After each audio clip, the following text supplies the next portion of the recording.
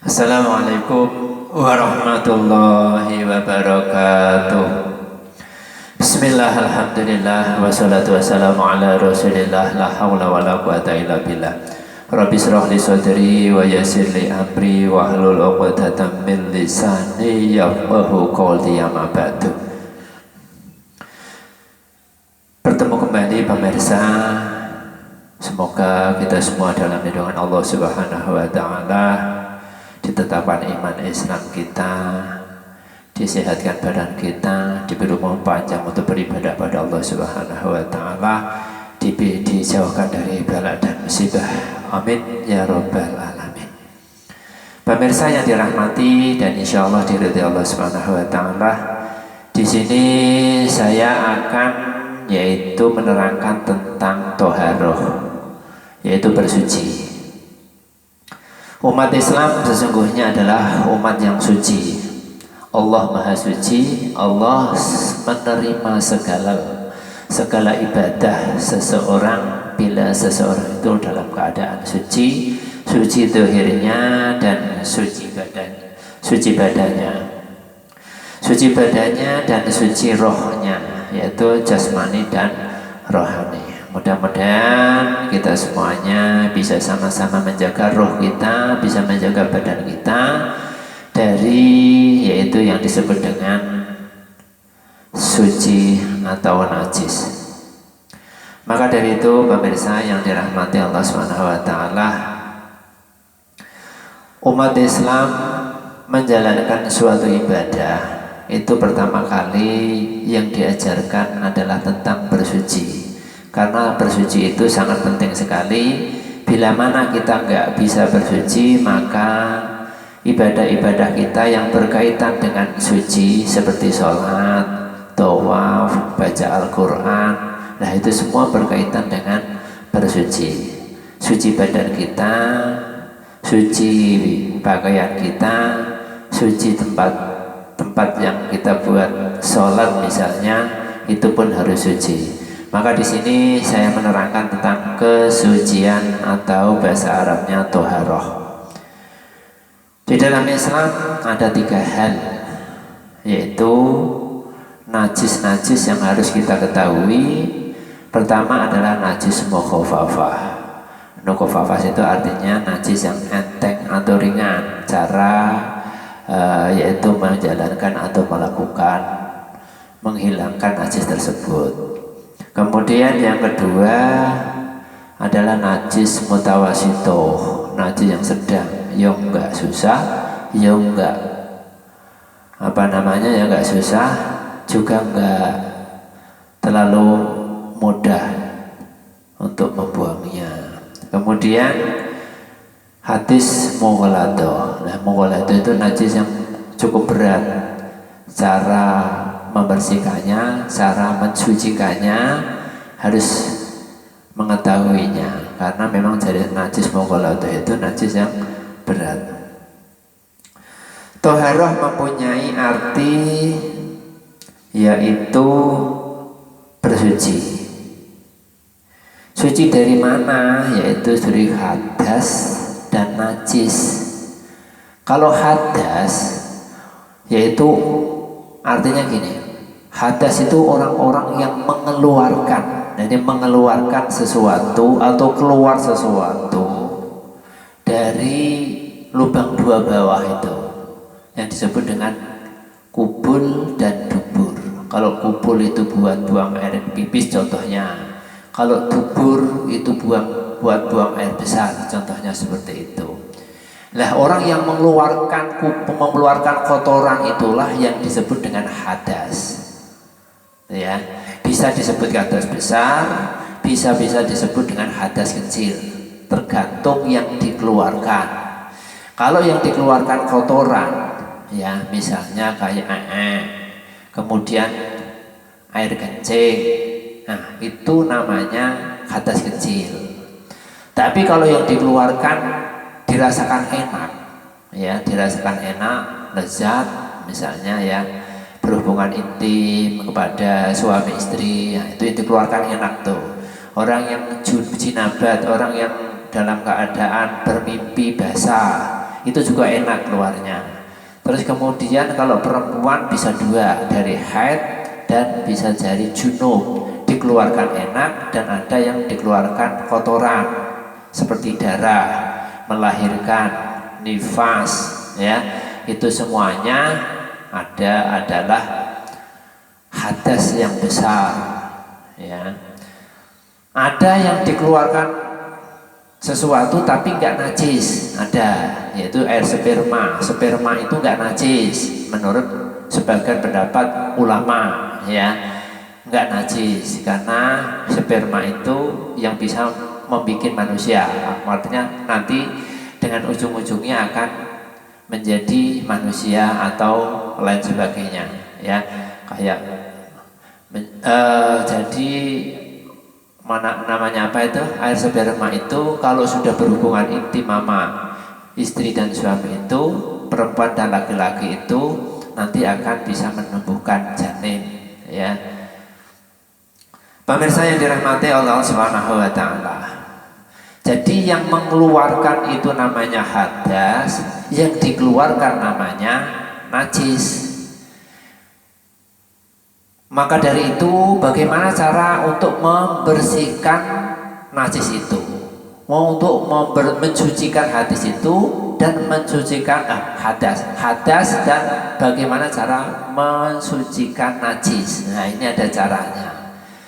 Kalau itu nggak bisa, berarti ibadah kita itu belum diterima oleh Subhanahu wa taala. Inilah manfaatnya orang Islam itu harus mengetahui bagaimana untuk cara bersuci. Yang pertama, najis mukhafafah. Najis mukhafafah itu yang disebabkan dari anak yang kecil. Anak kecil itu anak yang baru lahir, kira-kira dari lahir sampai umur 2 tahun patokannya. Dan itu ada syaratnya, bila mana anak tersebut belum makan apa-apa, hanya yang dimakan atau yang diminum khusus air susu ibunya saja. Nah, itu namanya mukhafafah, itu enteng itu cara bersihnya. Kalau nggak dibuang apa dibuang, ya terus dicipratin, disiram itu udah sah, walaupun nggak nunggu kering, ya masih basah itu disiram, nah, suci. Itu najis yang disebabkan dari anak yang baru lahir sampai umur 2 tahun yang belum memakan apa-apa. Kemudian najis mutawasitoh. Najis mutawasitoh itu najis sedang, ya agak ringan, ya agak berat, ya caranya. Jadi najis mutawasitoh itu najis yang dikeluarkan dari kotoran hewan maupun dari kotoran manusia. Itu najisnya najis mutawasitoh. Hewan-hewan yang halal, tapi kalau yang dikeluarkan kotoran dari babi dan anjing tetap itu namanya najis mughalladho, ya. Selain dua itu kotorannya itu adalah disebut dengan kotoran enteng atau najis yang najis mutawasitoh, najis pertengahan.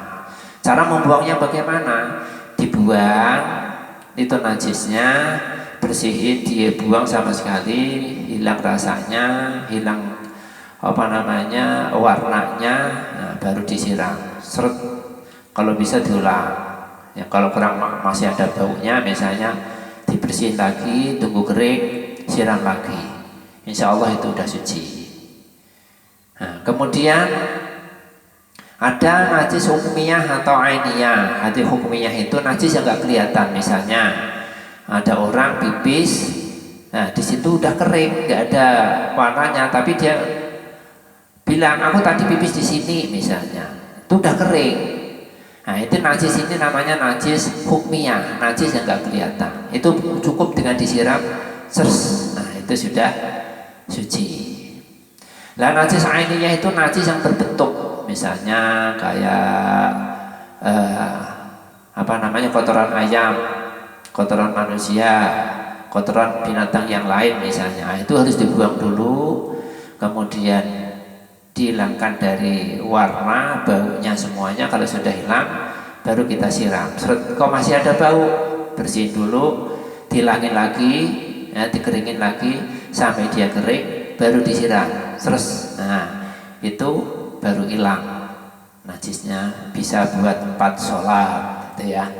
Kemudian najis mughaladah. Najis mughaladah itu najis yang paling berat, caranya susah.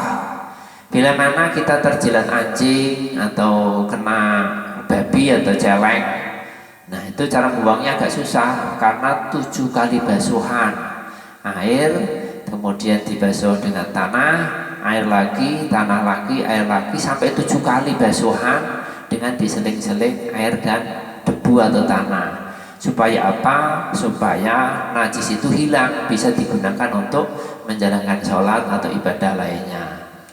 Nah, pemirsa yang dirahmati dan diridhoi Allah Subhanahu wa taala insyaallah. Jadi tata cara toharoh itu seperti itu untuk bersuci. Dan air-air yang buat toharoh untuk bersuci menghilangkan hadas-hadas tadi ya, karena yang sudah mengeluarkan itu hadas.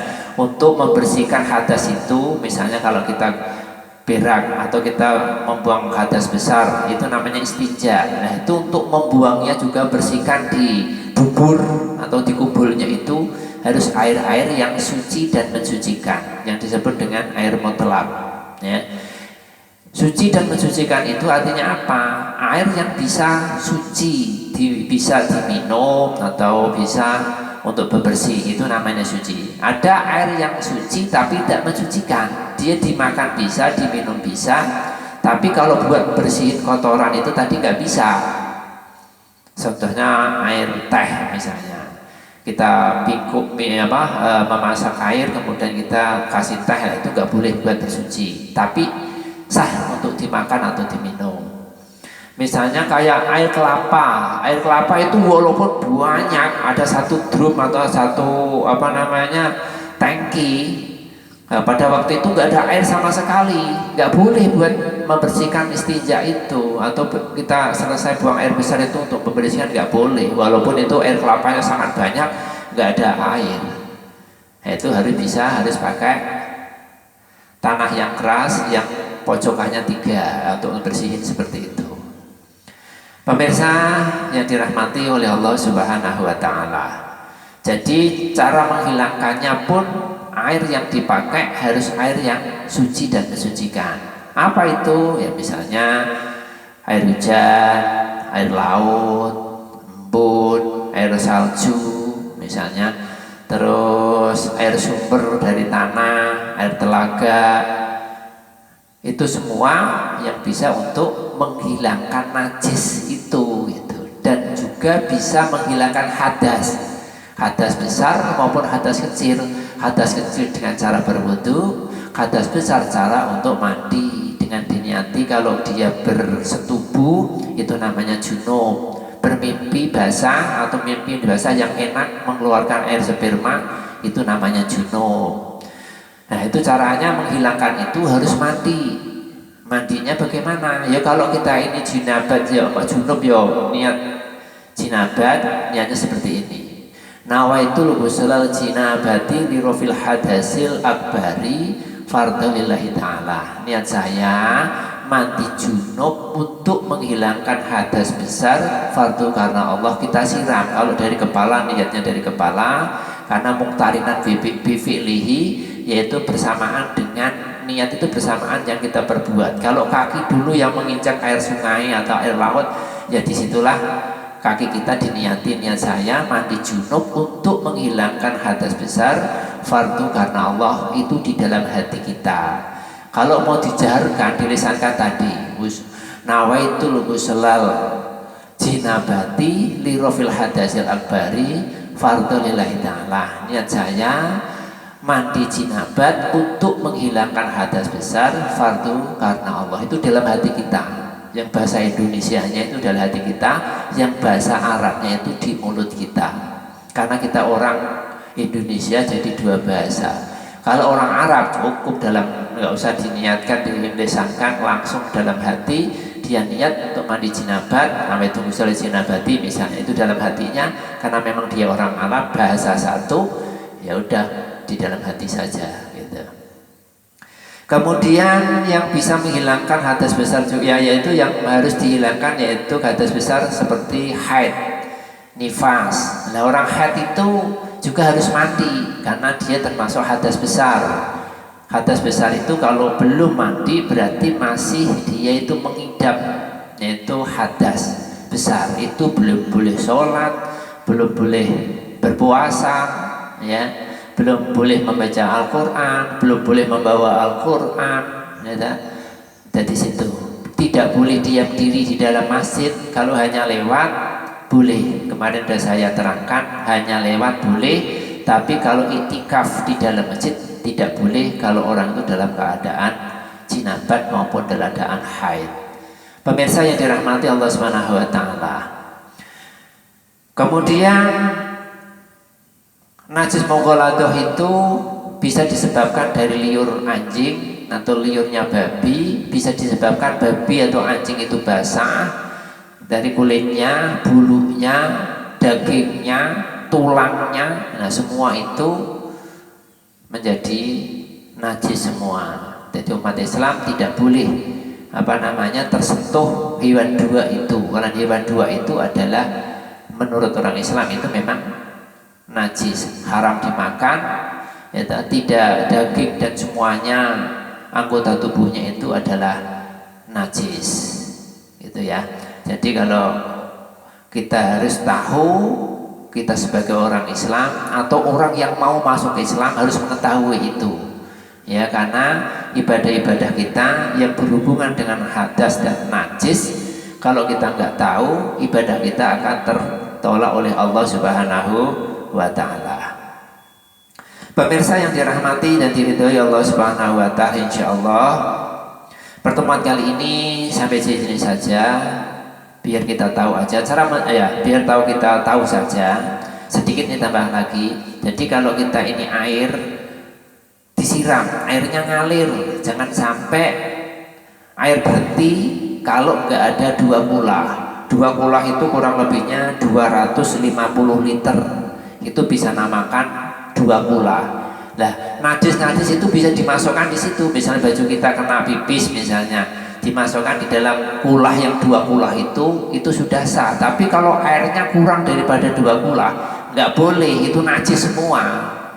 Misalnya di bak cuma isinya 20 liter misalnya, belum bisa, harus sesuai aturan, yaitu 250 liter itu sudah, kalau kena najis misalnya air itu sudah nggak berpengaruh, jadi bisa digunakan, bisa buat mandi atau wudhu.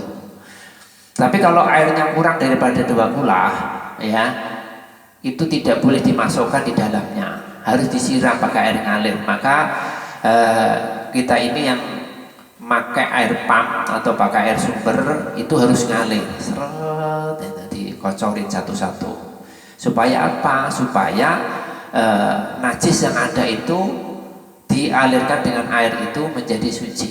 Itu jangan sembarangan. Misalnya ini, nah ini dikocor di keran yang kita panjurkan, dikocor. Jangan sampai satu bak pindah bak yang lain, mau 10 kali pindah ya tetap kita bawa najis, karena air yang kita pakai itu tidak ada 2 kula. Insyaallah paham ya. Demikian pemirsa yang sekalian, kalau mau mengetahui video-video saya dilihat dari akun saya UST ROJHMAD. Nanti ada keterangan-keterangan lain tentang bagaimana kita mengatasi corona yang sedang merebak ini. Karena insyaallah kullu da'id dawaun, setiap penyakit itu pasti ada obatnya. Di situ dari saya pribadi mohon maaf. Wassalamualaikum warahmatullahi wabarakatuh. Seterusnya nanti kita praktek wudu, praktek sholat, karena itu sangat penting sekali. Kalau kita menjalankan suatu ibadah itu memang harus pakai ilmu. Kalau nggak pakai ilmu misalnya, ya nggak sah kita sholat atau ibadah kita. Terima kasih. Assalamualaikum warahmatullahi wabarakatuh.